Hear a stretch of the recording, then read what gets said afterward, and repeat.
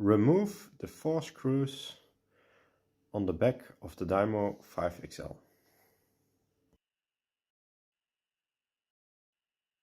Now we will start replacing the label sensor. So we open the writer from the back. Then you see here the label sensor is located, connected here to the main board. So we will first remove the connector with 2 fingers. Then you can gently get the label sensor out. And this is the sensor reading the label cartridges, and that we will replace by the label chip. So we install it all the way around. So with pins located towards us, and we go to the connector,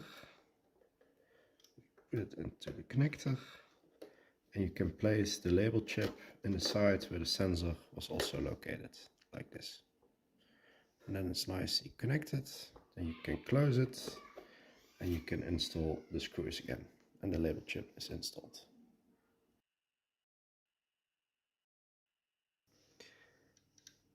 Please take care. On the underside of the main board there are 2 flex connectors which have brownish lines. It can happen that with removing the back that you pull them loose because they're not that long. You can gently put them back in place and try with 2 fingers to feel if they are in.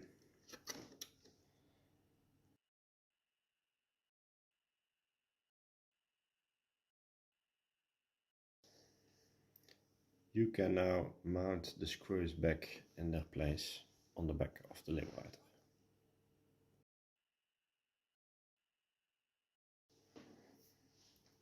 Now we can start using the Dymo LabelWriter again. So you can open the software already, Dymo Connect.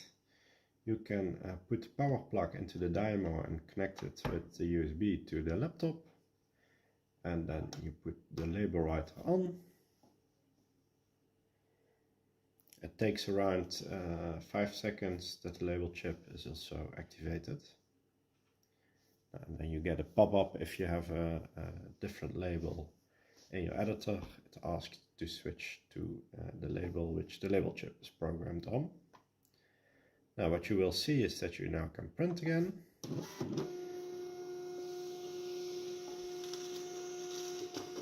Also the label counter in the bottom is functioning, so you see it counting down. In principle it resets each time if you restart the LabelWriter, so then it starts with the full label again.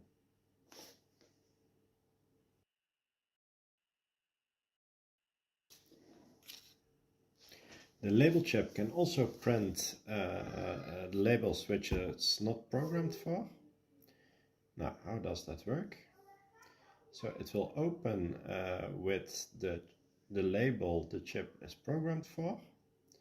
If you want to have another one, you go to New. I don't save this one. I now installed a smaller label, so the 430. Get selected here. Open it. Then it does give an error that it's not in a printer, but in principle you can ignore it.